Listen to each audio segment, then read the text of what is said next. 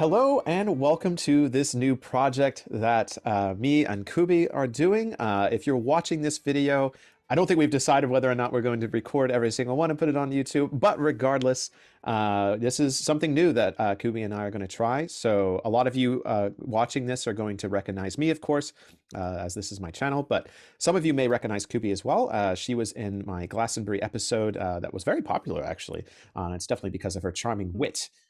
So after a few months that went by, she reached out to me. She's like, "Hey, I'd love to do a podcast," and here we are.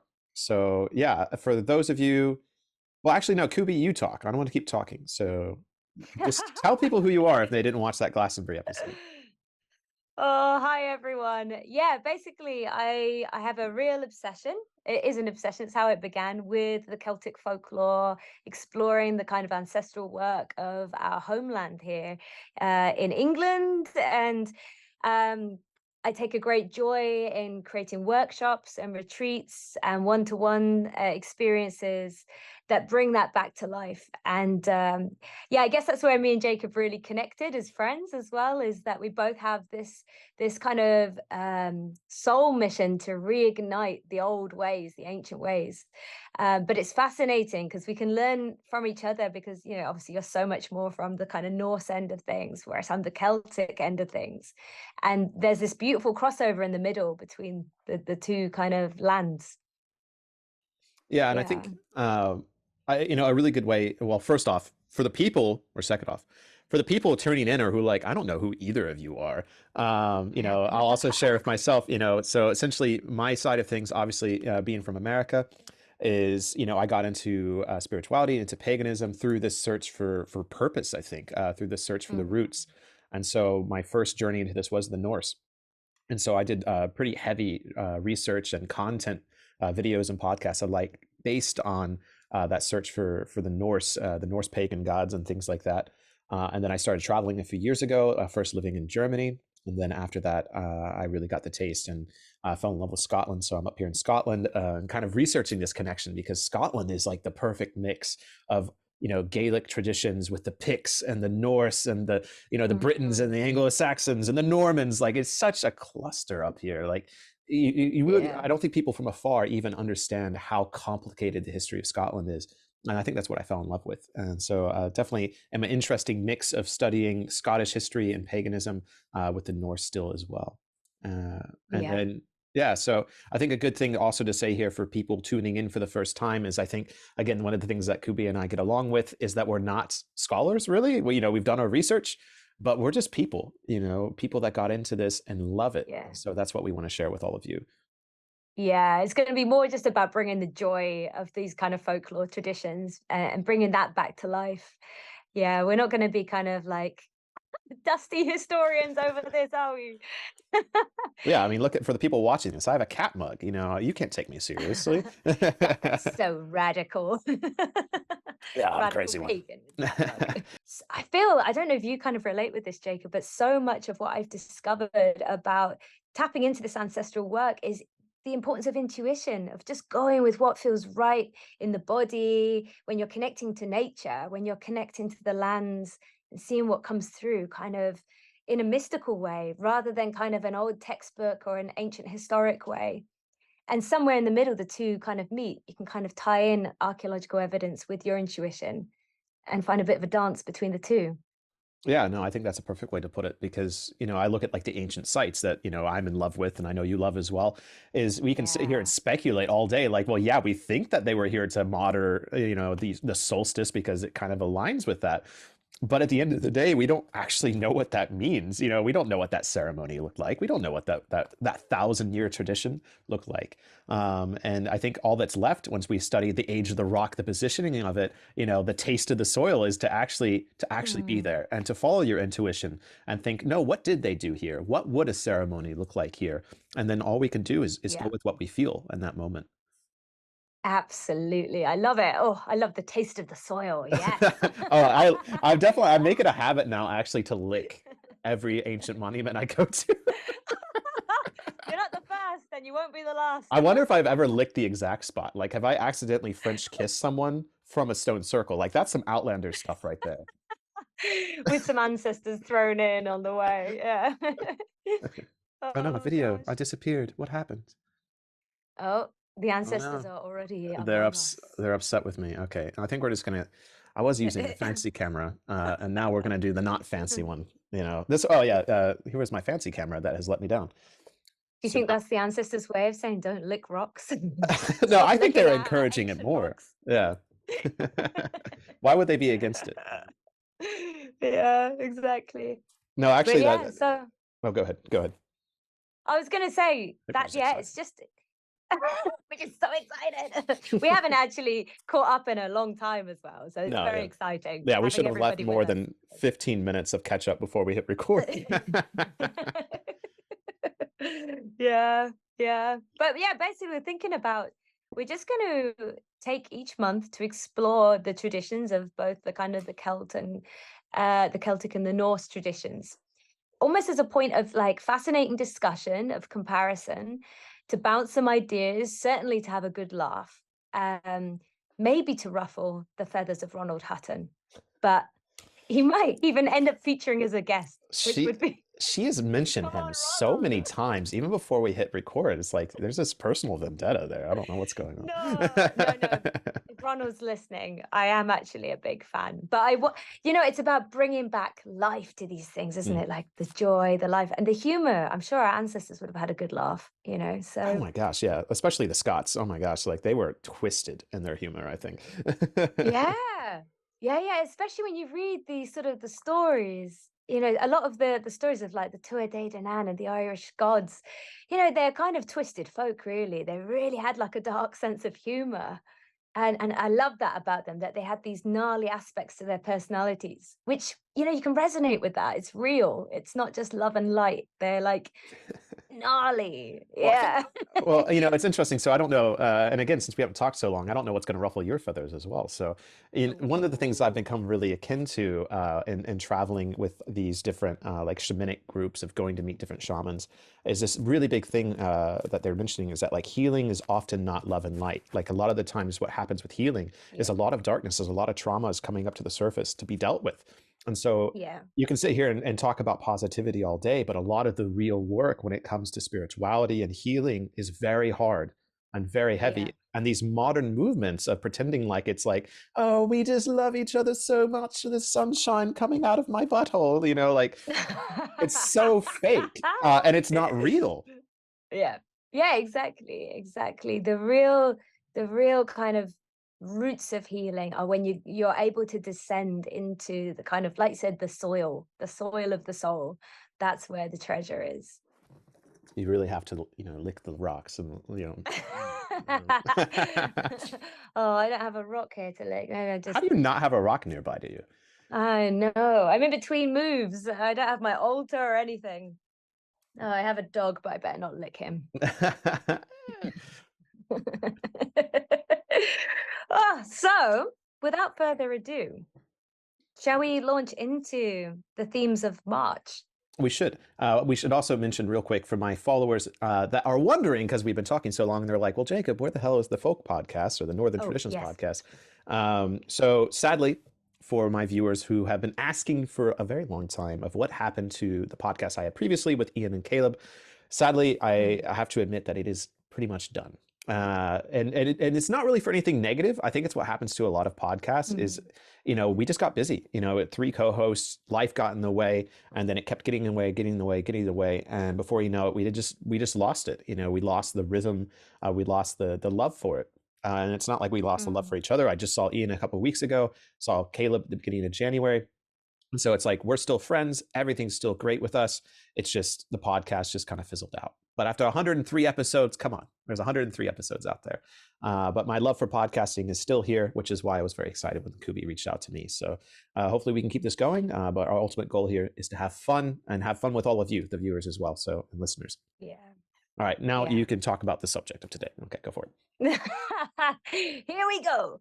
So, yeah, we're talking about spring equinox. I mean, it's a beautiful time on the land. I don't know what it's like in Scotland. I imagine it's a bit colder up there. But here in Glastonbury, where I'm based, you know, it's starting to get the daffodils, and you can really feel the kind of the life force returning to the land. Um, And I've been digging around thinking, it's interesting because when we look at the Celtic wheel, so many people we follow as the pagan Celtic wheel, the Ostara is in there. But of course, Ostara belongs to the other side, the kind of the Nordic traditions, the Norse cultures. So I was like, well, what were the old, what were the ancient Celts, worshipping at this time of the year? And it's taken me on a little journey. It's hard to actually pinpoint any real evidence. But we know, for instance, in County Meath in Ireland, there's like a 3,000 and possibly older Neolithic burial chamber called KNT, and it illuminates. There's a passageway in it which illuminates on the equinoxes. So it's clear that before the Celts, Neolithic ancestors would have been worshipping something on spring equinox, because this burial chamber illuminates for it. And it's interesting because at the end of that passage, it illuminates like all these beautiful swirls and what looks like wheels with spokes. 8, I think, 8 spokes, which could almost be the pagan celebrations we know now. So I thought that's fascinating. Hmm. Yeah. Yeah, I think one thing I was reading recently and studying for my recent my upcoming trip to Ireland is, of course, the passage graves, the burial tombs, and a lot of them are like opened up to usually the winter solstice. It seems like most of the time the tombs are pointed to the winter solstice, and there's this idea that it's because of that's the return of the sun, the return of life. It's when the sun hits the lowest and it starts coming up again. So I think there is this kind of theme of rebirth. And so maybe that could be the spring equinox as well, is looking at it as rebirth, is when the warmth of the sun enters this, the magic of spring begins to return, the rebirthing of flowers. As we mentioned, either as we recorded it before, the flowers are coming back. It's true here as well. Like, the beginnings of flowering is happening. Yeah, that life force that's in everything. I feel like it's almost whenever you see these passageways in these burial chambers, a lot of the time they kind of represent the kind of, the birth canal, don't they? And lights entering and, life being re-sparked and illuminated to kind of the continuation of life and death and how closely they are connected with each other.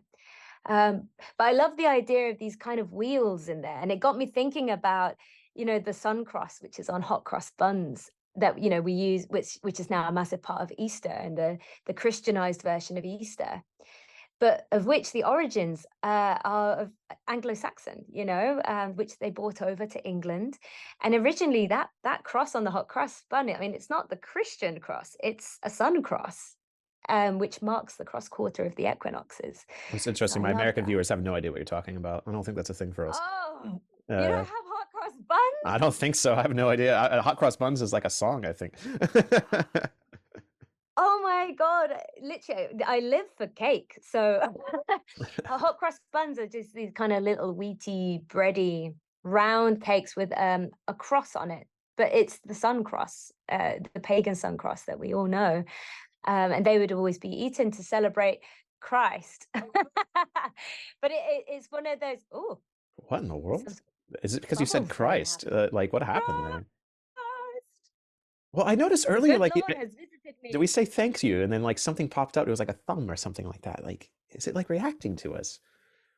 Is it like the I don't computer? know. I don't know what's going Technology is so beyond me these days. on. But, but yeah, it's one of those like examples of syncretizing, like the syncretizing of Christianity with the pagan cultures, that kind of merging of cultures that happened when the Christians got here. And it's almost like you have to unpick the Christian traditions to get to the pagan roots and see what's actually behind it, which is so fascinating.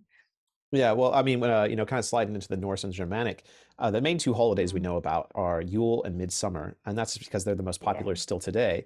And for the most part, most scholars agree that there was really just 2 seasons to the ancient Norse, and that's simply Mm, because I think it's because they were so far north. It's like the transition of spring and autumn are very short. It really is mm, straight from winter to summer. And so midsummer being on the hmm. summer solstice or around the summer solstice was typically the transition period. And so with this spring, it wasn't really seen there because I know many of my friends in Scandinavia, they don't really recognize spring because it doesn't really happen until like May.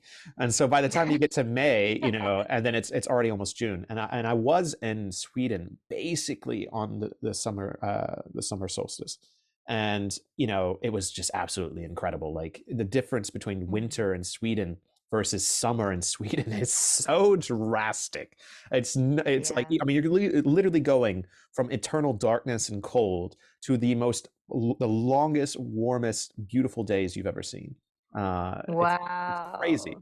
I mean, sitting there at 11:30 at night, and you're looking at the beautiful sun and sunflowers and wild strawberries at night.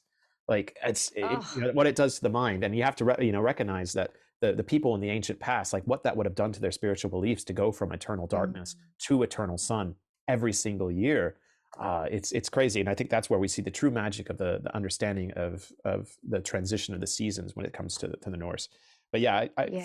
from my knowledge, the actual equinoxes were not very important because there was Interesting. such a little difference between the equinoxes versus the summer and the winter. That's so interesting, isn't it? Because I suppose like the modern day kind of traditions, the kind of neo-pagan traditions really celebrate Ostara at this time of year.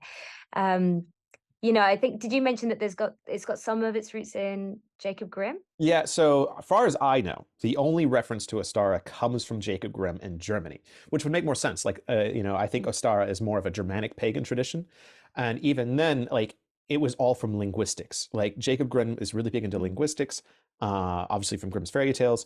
And when he was looking into it, yeah, he was like, "There's this name Ostara. It seems to have been the origin of the, like Eostre in Anglo-Saxon as well, and then that is the root Mm. word in Easter." And so he was tracing like the roots of Mm. Easter, and he found this word Ostara, and he's like, "This probably is a deity from the ancient Germanic past, but that's literally all we know about it." So there was a bit of I have a video on it talking about it a little bit because like this is where you get the scraps of information, and I found a place called the Osterseen or the Easter Seas Mm. or the Easter Lake. And so again, I'm looking here like, okay, this place is called the Ostersee. So does that mean it's connected to her or is it connected to Easter? But then Mm. you go there and you see that there's so many, again, wildflowers, spring flowers that are all coming up. So it's like there could be, but it's so hard to say definitively. Yeah, it's so interesting. I suppose when we're sort of looking for clues about Ostara, because there's so little information out there that's solid, it's kind of about shuffling through folklore and trying to find the threads.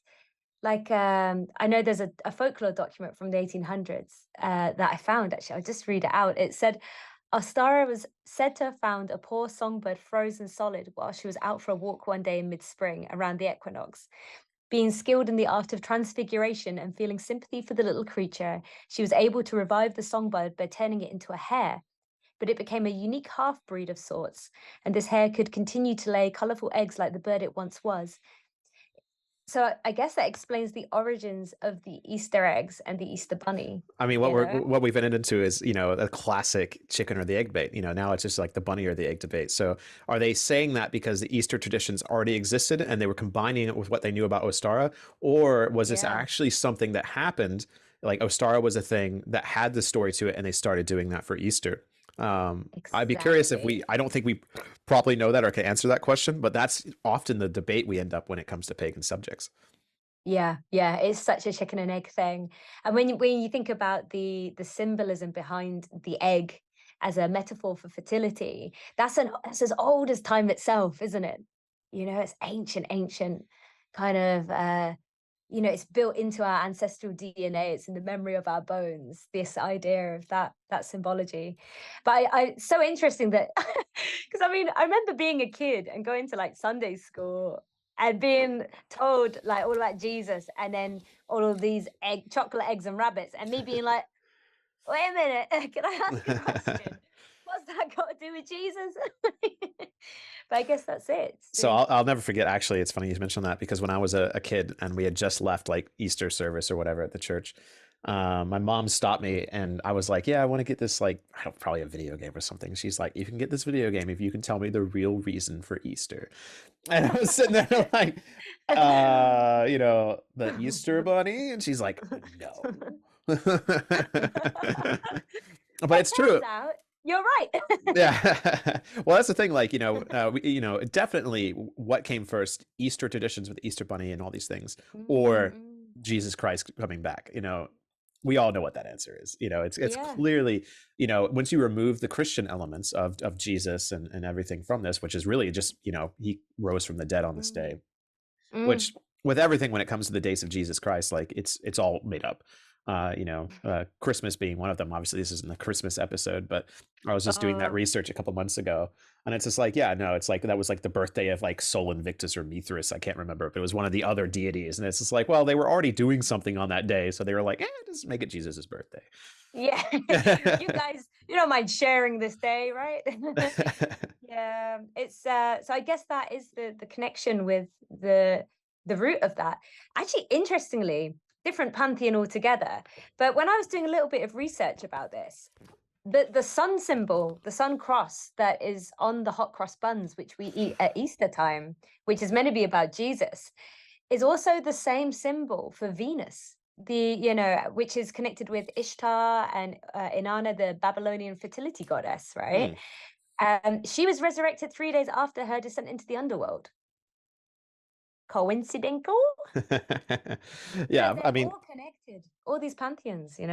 yeah, for sure. I mean, gosh, it's definitely since you met me this, like almost a year ago now, I've definitely ended up in some weird rabbit holes. But this idea that we all came from like one group at one point. Like at one point, like humanity was united, and our spiritualities were actually very similar, and our stories and things Yeah. like that. And then something happened, which is clearly seen in every mythology. There was some kind of catastrophic event, and then humanity spread out again. And after Yeah. doing so much research, after spending time with different spiritual healers, hearing different mythologies ranging from the Finnish, the Norse, the Germanic, all the way to like the Ecuadorian to the African. Like there's these stories everywhere of the people once being together, and us having common language, common beliefs, and then something big happened, and now it's scattered again. Yeah, it's so fascinating. And what a time to be alive, like where we've got the technology that we can research this now and like pull all those threads back together and weave what might be a sort of similar tapestry to the truth. I just love that we're alive and that we're on the precipice of these stories all coming back together and making some sort of sense. Well, yeah, this is what where we're. I guess maybe this could all wrap into like spring and rebirth. Let's see if we can do it. So, like I was talking to my mother recently, for people who don't know, who might be new or don't know me, my mother is, classic Southern Baptist. Oh, I Just love that. yeah, yeah. And like one of the things she was telling me is like she's so convinced the world is ending. Like she's like Jesus is coming back. And one of the things I told her, I'm like, I just don't believe that. Like, I refuse to live in this like this mindset of fear, like the world is ending. Mm. Like, I do think that the world is being rebirthed, and I think a lot of Mm. people are starting to feel that. And like, of course, fear is a part of that. Like the rebirthing process, the birth process. Of course, there's fear around it. But I genuinely believe what is on the other side of what we're going through right now is something really beautiful. And I think that's why Yeah. so many people are waking up to the healing past, the spiritual past, the pagan beliefs, is because we know there's a shift coming. Oh, I love that. If anything, it's like the old gods are rising up out of the earth at the moment, and they're kind of wanting to be known again, and they're wanting for us to get to know them again. And it is a really beautiful time, isn't it? I mean, the word apocalypse, if the world's ending, the word apocalypse actually means unveiling, the unveiling of truth. People seeing things as they are, and maybe a big part of that is a reestablishing of these old pagan traditions and a reconnecting with the land and nature, you know, seeing things as they really are. I love the idea of a world where we can kind of weave with all of these different beliefs and kind of hold respect for all of them, and just see the where they're all connected like that. Yeah. Even something far away as Christianity, it has its roots in the pagan traditions, and we kind of share those beautiful rituals in a way. Yeah, for sure. And I think to me, ritual in general is just a recognizing of the natural cycles of life. Of right, Yeah. even within that could be globally, that could be within like the seasonal changes. But I mean, the seasons don't change the same everywhere. Yeah. Yeah. Yeah. Like I was saying with Sweden, like Sweden, Norway, I mean, are different than even Denmark. Denmark's going to have a Mm. different seasonal relationship, or Germany. which is why, again, we might see Ostara in Germany, but might not see Ostara and the traditional beliefs of the people of Sweden, because they're like, what is spring? Like, I don't know what that is, Right, right. It's kind of an environmental reflection of, Yeah. yeah, of what's going on for the people. It's fascinating. So I was thinking, what would be the fertility goddess equivalent of the Norse beliefs? Because you'll know more about this. Ugh, yeah, probably Freya, I would say, Mm, mostly because we know the most about her, and mostly because we know so much about Freyr being tied to fertility aspects. Freyr or Frey, whatever you want to say, is so closely tied to the fertility of the fields, to peace, to prosperity, mm. to abundance. And Freya, obviously being his, female counterpart, his female equivalent, I would say she represents very similar things. And if I remember correctly, I think it says in Heimskringla, written by Snorri Sturluson, which was a Christian perspective about the Norwegian kings, when he was talking about or tracing the origins, and it could have been Saxo Grammaticus, I don't care. But one of these old Christian dudes wrote at one point Mm. that I believe it was Freya actually ruled Asgard at one point, and that she was actually the last ruler of Asgard Interesting. before the godliness went away. Like it went something like Njord, and then Freyr, and then Freyr, or something like that, were like the rulers, and that they had years of peace, and that, like, yeah, it was like something with Freya having, like, years of abundance and peace and stuff like that. That's really fascinating. So again, there's that connection with this kind of like underworldly aspect or otherworldly aspect, the kind of deepening, a kind of a deep goddess of Yeah. the soil. And oh, I love that. I was trying to find what the Celtic equivalent would be. Like, what would because they just sort of nick Ostara from the Germanic tribes. Right. Yeah. Well, you have Imbolc, right? Like, what would Imbolc be? Well, that would be Bridget. Bridget is the bringer. She sort of returns the light and the fire to life and kind of Yeah. warms the hearth of life. But moving more towards spring. I was trying to think who it might be, and I was researching, are there any goddesses that are connected with hares? Because Mm. we think of Ostara, the connection with the hares and the eggs. And we've got Andraste, which is an interesting Mm. goddess that was evoked by Boudica on the battlefield against the Romans. She kind of cried out to Andraste for victory against the Romans. So she's a goddess of victory, but also fertility, which is interesting. And in that battle cry, she released Boudica, she released a hair from out underneath her skirt as a divination tool. And whichever way the rabbit ran would divine whether they were going to win or lose against the Romans. So that's so interesting. I'm like, here again, we've got this idea of a fertility goddess that's also connected with battle and victory. And that's really, it got me thinking, maybe there is something about the charge of life force at this point in time, like spring kind of being like the urging of the victory of the land as the sap rises up into the plants and, back into the world. Yeah, yeah, for Yeah. sure. Well, that makes me think, again, it's like, because I'm assuming Andraste is the Romanized version of whatever goddess that would have been, because the Romans were the Uh, ones writing about Boudica, so they would have Romanized the name, I imagine. She got syncretized by the Romans into Diana, some people believe. So Oh, okay. Andraste was the Celtic Oh, was goddess it? that was shown. Yeah, yeah, and then it was turned later into Diana, which was again a goddess of the moon. And I think that is connected with Ostara. I think she's connected with the moon, Interesting. isn't she, as well? Yeah. There's a really good You get the book. I full mean, cycle. I don't know if you've read it. It's Sacred Britannia. It's by Mm, Miranda Aldhouse Green. Really good book. And so if any of our viewers are listening, if you're ever wondering about like Boudica or like the, Roman interaction with the Britons and the Celts, really good book. I wish I had like my copy with me, because there's just so many little mm. nice tidbits in there. Talking about the Roman relation, because it's so difficult, like the Romans writing about the Celts, and all the Yeah, different Romanisms that get wrapped into that. So you kind of have to know your Roman stuff to know the Celtic stuff. Ugh, yeah, makes my yeah, head yeah, spin. yeah. Totally. You kind of have to kind of chew the meat to spit out the bones, kind of picking apart what's been Romanized and what's genuine. Yeah. And again, it's that whole thing of never truly knowing. It's always up for debate. There are no absolutes, that's for sure.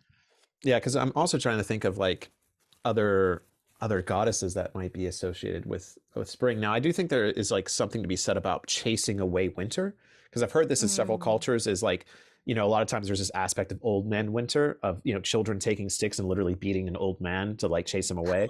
Um, and No. this is usually a Germanic tradition, I think. And with Kaliak as well, I think there's kind of this idea of the Kaliak being a negative thing. Yeah. Like, you know, a lot of the stories I've read about the Kaliak, which there are several versions of the Kaliak from what I've understood now. Like every culture seems to have their version of this old lady winter. So I don't know if there's something with that, with like chasing away the old lady or something like that. Yeah, there's a few old folk stories from Scotland that talk about the Cailleach chasing away Bridget, or kind of capturing Bridget in this old mountain, making her do chores, and then her getting rescued to release the spring. And then when the winter comes, you know, the Cailleach takes over again. So really interesting stories about, you know, Bridget obviously represents the kind of the 6 months of the spring and the summer, and the Cailleach is the winter. You know, yeah, it's super interesting stuff. Now, what do you think about, like, Um, obviously, you know, this goes more into Beltane, which I know you were like, we want to talk about that in the Beltane episode, but what about like the May yeah, Queen Green Man relationship? yeah. Yeah, I mean, but from that's what I understand, that's more like of a modern thing. Am I correct in that? Like that was something added in yeah, like the 1800s. Was that? much later on. Yeah. But again, it's one of those things that possibly has its traditions and something. It looks very pagan, doesn't it? The Green Man, Right. and Yeah. I think it might be actually like a later version of Kununos, and Kununos is the horned god of the wild, nature, and fertility. Often pictured as this kind of like half kind of man, half goat, horned, green, kind of leafy character. So It's he's real probably the sexy looking. nearest. He is. He's an absolute babe of the Celtic pantheon. You know, Yeah, I my feel like God. that's what like the a lot of like witchy women get into it. They're like, oh, let's see what this is like. You I knew want to find, that. yeah, let me find that horned man. Oh, yeah. We'd all love to bump into Canunos on a dog walk. Oh no. I But mean, yeah, in no, so Glastonbury, that could happen, right? You know. I don't, oh, yeah, it probably could actually, you know, of all places. I mean, we do have a Canunos shrine in the White Spring here in Glastonbury. So I That's was right. Yeah. going to say, I think that's what I'm going to do for the spring equinox is I'm going to go and take a little offering of honey mead to that altar and to spend a bit of time with Canunos, because he really does represent a god of fertility. So I guess if there's anyone that we could lean towards in the Celtic pantheon to celebrate spring equinox, it probably would be Canunos. And yeah, and he loves his honey mead. I mean, the gods just love honey mead, Who don't they? doesn't like honey mead? I mean, Who can blame them? Who can blame them? uh, now something I was going to bounce off of you as well. So again, like, you know, this aspect of like, you know, the winter, like Cailleach, you know, going away. What about, Mm, and this is something that from my research recently into the Irish and with the Norse, is the identity of the sun cults. Like the sun cults seem to have been big in the Bronze Age of both. And then the sun right. cult kind of disappeared when it got to the Iron Age, which is really interesting. So I'd imagine that the cult of the sun would have been very prominent during the springtime in the even earlier times. Mm, yeah, yeah. That you'd imagine so, wouldn't you? And when you think about, you know, a god of the sun, there's not so much a god of the sun, but there's a god of light, which is Lu. Hmm. He's one of the Tuatha De Danann bunch, the old gods. But you know, we have Lunasa, which is much later on in the year. So it's kind of Yeah. like the heat of summer. That's more his time. But what would you have? What's the sun god equivalent in the Nordic kind of Well, pantheon? and that's the thing, like, you know, you really don't have one. I mean, you have people Mm, trying to make one, you know, like a lot of people think Baldur's the god of the sun. And like kind of, but he's really just described as the bright god. But there's a lot of connections between him and Apollo. So they think that a lot of the interesting. Apollo legends got combined with Baldur at some point. And then there's something with the fact that his brother is blind, and then his brother is what kills him. So like darkness overtaking the sun. There's some stuff Mm. there. But as far as like, you know, there's, you know, Sol and Hati, I think it is, you know, I'm going to get butchered by the Norse people, but honestly, I just can't be bothered to remember all this sometimes. But like, yeah, you have essentially the chariot being carried, like the horse in the chariot carrying the sun while it's getting chased by a wolf. But the actual Ooh. identity of what that horse is, what that sun is, and the wolf chasing them are very, very minimal in what we know. Mm. Now, but the nice thing is, again, looking back at the ancient sun cults, one of the most beautiful artifacts in the world, in my opinion, is again, I can't remember the name of it specifically, but it's in the Swedish national the Danish National Museum in the sun cult room, which they have a whole room dedicated to the Nordic sun cult, and it's like this golden disc in a chariot carried by a horse, and it was made 2,000 years ago. And it's so cool because that Wow. means that this is probably an earlier legend.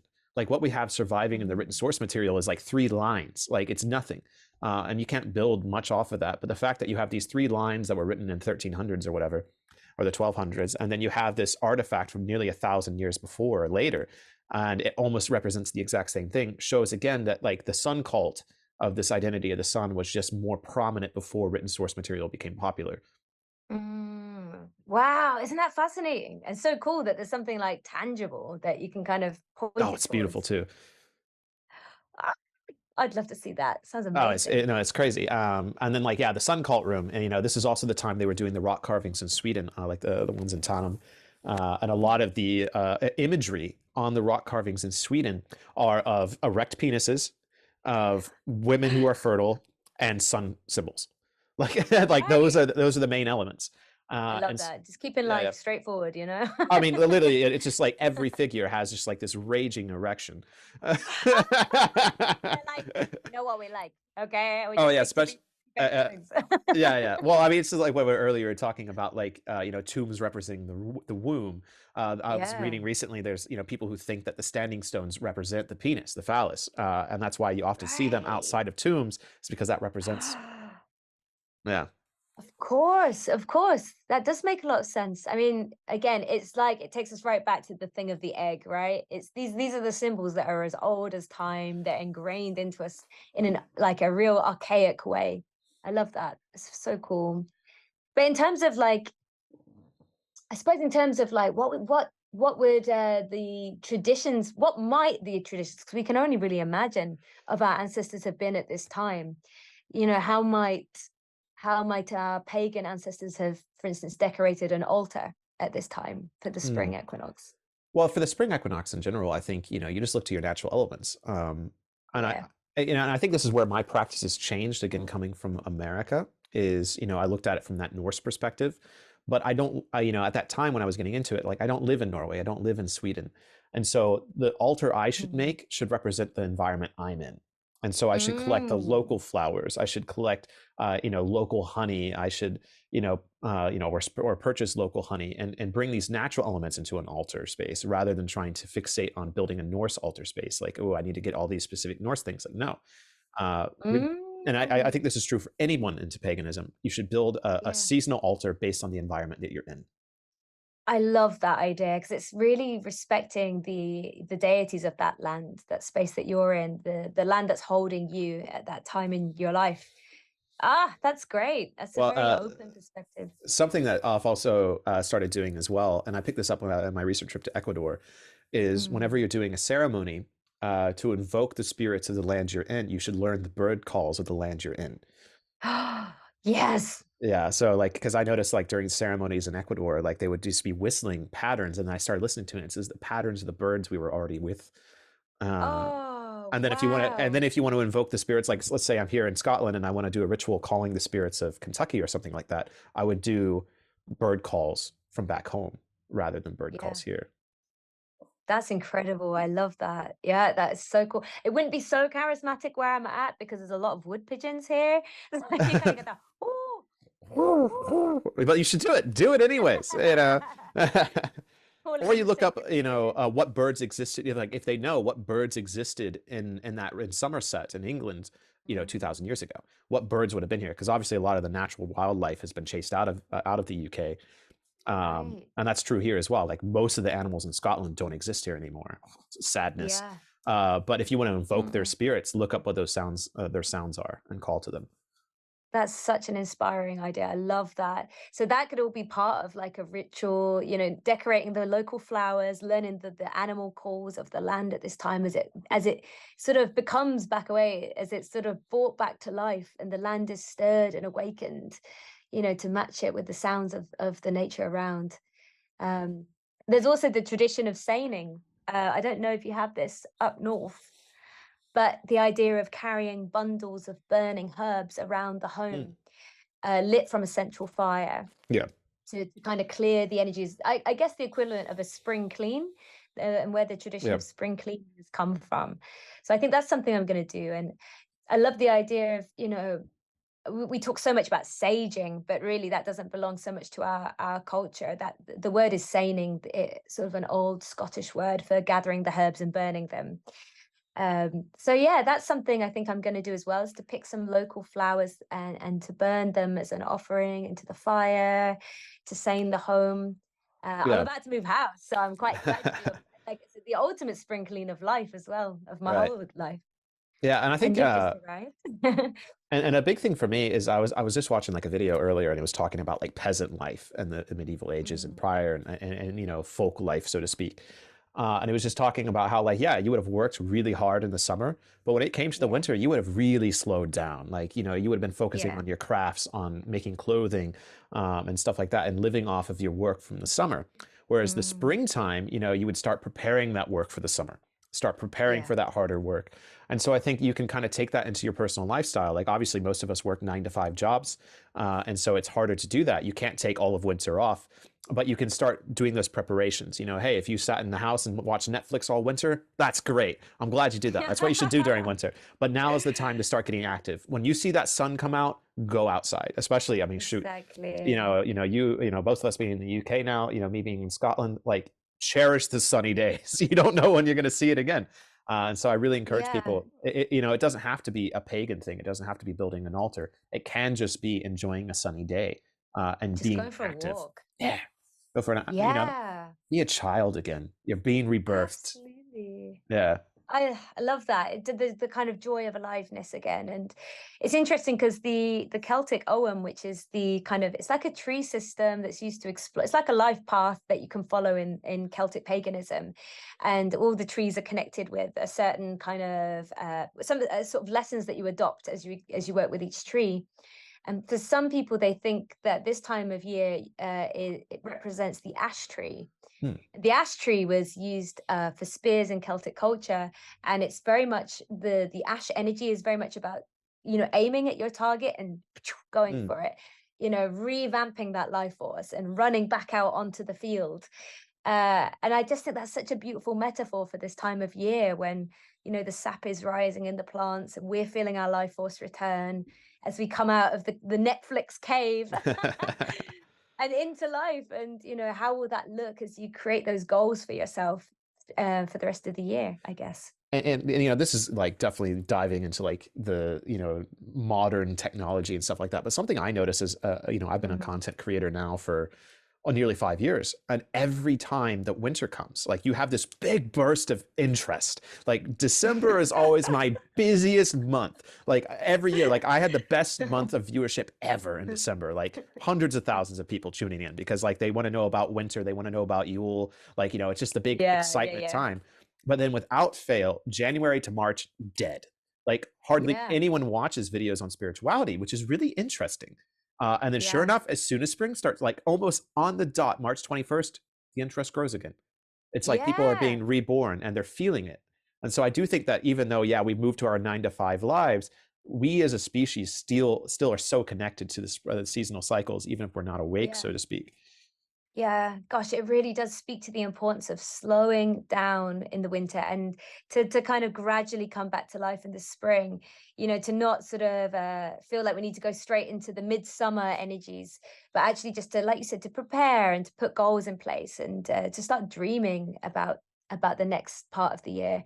Yeah, we're so in touch with nature, aren't we? Even when we try not to be, and even when life tries to force us into office jobs and all these things, it's like you can't hide from that natural rhythm. It's in Yeah. us, it totally is. Well, it's interesting. I was just reflecting on it too, because like me saying things. Podcasts are always interesting. I recommend everyone have a podcast Mm. because you get to reflect on yourself as well.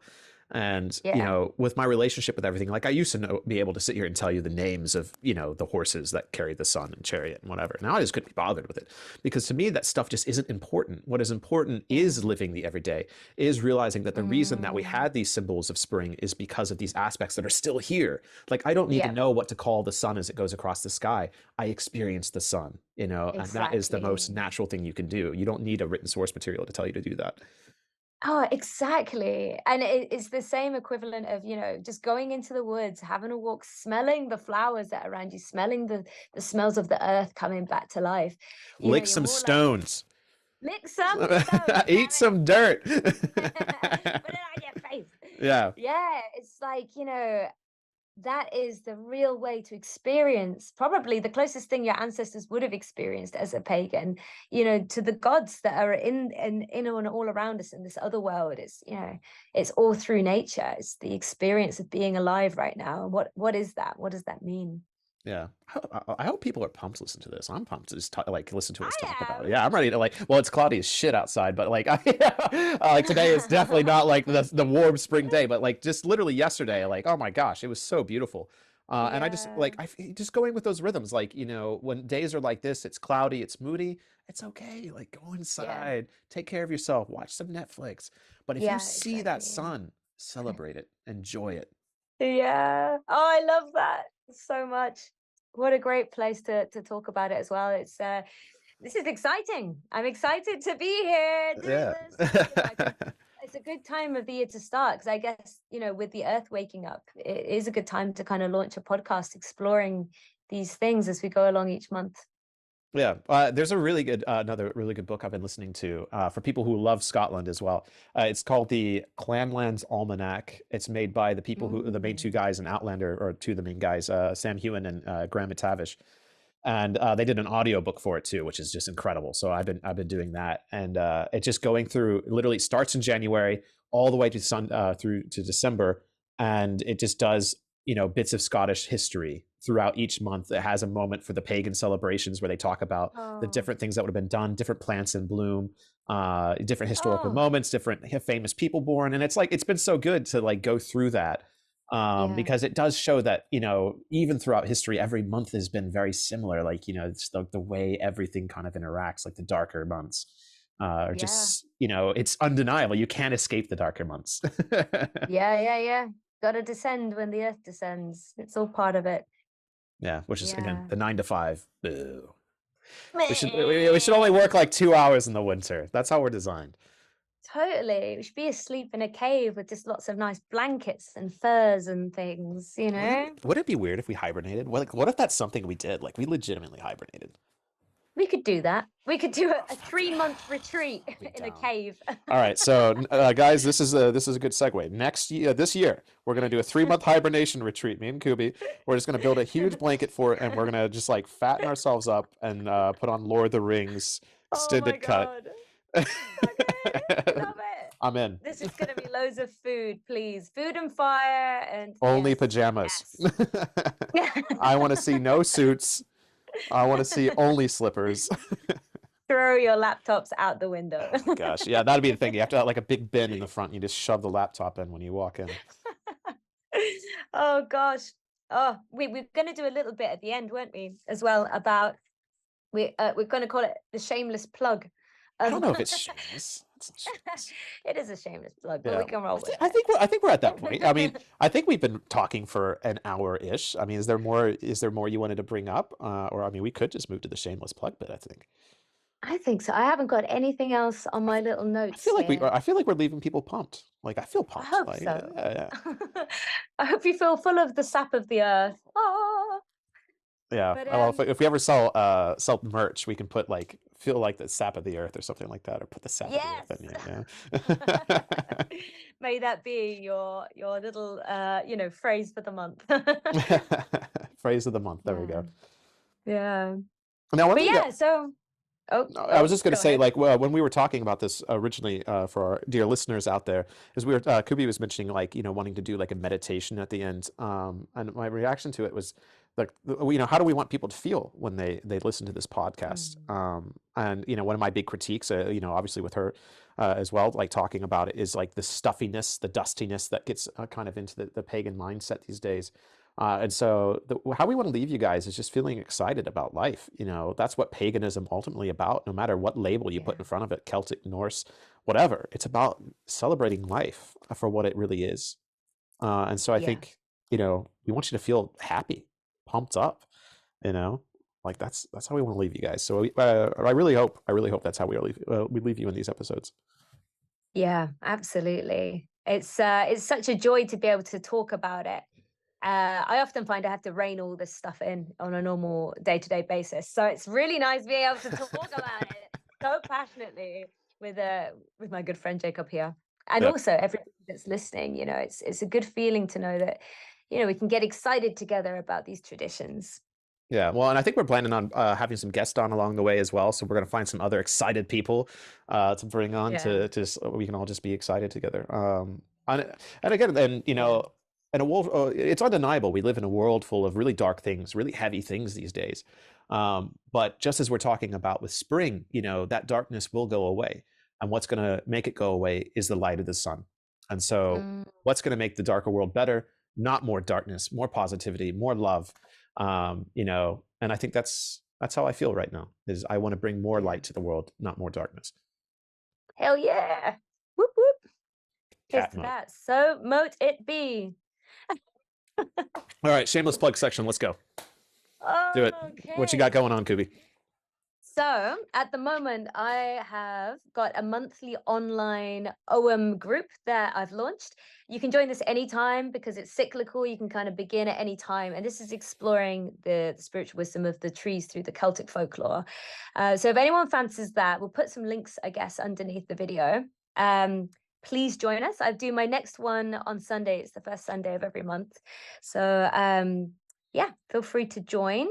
Um, and on top of that, at the moment, my big plug is that I've got a retreat coming up in May, just after Beltane in Glastonbury, which is the place to be for Beltane if you're a pagan. It's absolutely phenomenal. And a few days after that, I'm doing a big shamanic retreat in this gorgeous farmhouse where we get to explore all the sites of Glastonbury and learn how our Celtic ancestors would have healed and all the pagan rituals that go with that. So I'm really stoked to be teaching this in face to face, and yeah, really hope some of you can make it. It'd be great to see you there. Yeah, Over and to you.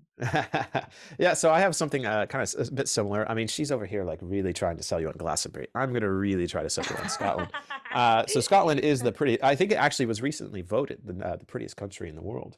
Actually, so if you want to spend the end of May, so technically they could come to your event, and you're a small little dinky farmhouse, and no. Oh, come on. No. I've been to Glastonbury. It's absolutely lovely. They would have absolutely the best time. I think it's truly. I mean, the video I made is like literally called the most pagan town in England, and I think it's very much Yeah. true. It's a very magical place. You will not be disappointed. But I am having a shamanic event, a shamanic healing retreat happening at the tail end of May, I believe. It's like May 20th to something something. It's towards the end of May. And we have a lovely little place in like pretty close to Glasgow, so it'll be pretty easy to get to. It's near the Isle of Arran, and so I think we're actually going to go to the Isle of Arran at some point. But we're going to have like 5 or 6 shamanic ceremonies. We're going to have hape ceremony as well. So hape is not from Scotland at all, but it's something that I'm really into. So yeah, we're going to do a lot of really good stuff. I have a few people helping me out. We're really just trying to invoke the spirits of Scotland to understand the spirits of the land, to understand any ancestry you might have here, and just connect to what Scotland is, because it's just such a beautiful place. And so if you're looking for any kind of like shamanic healing in Scotland, I'd love to see you there. It's just only like 16 people. It's going to be a small little thing. So I'll leave a link Oh, for that that. sounds great. That Yeah. sounds so good. Yeah, we originally were going to have it. I'm really sad we lost this place because it was only available in March, but we had to move the event. There was a Celtic roundhouse in Dumfries in Scotland, Oh, like a recreation roundhouse, but sadly we couldn't keep it. But we still have a nice property that has a little bit more running water, so I think we'll be fine. I like running water. It's nice. creature comforts is a good thing. Yeah. Yeah, a bit of pampering on the way, you can't beat that. Yeah, but I think that's it. I think we're good. I don't Think think I so. don't think we discuss how we're going to end these things. So thank you guys. Thank you. Yeah, Yeah. thanks for all exploring this with us, and hope you can. Yeah, I hope you feel alive and enlivened to enjoy the rest of the month of March as we go along, Yep. and to see So you back here soon.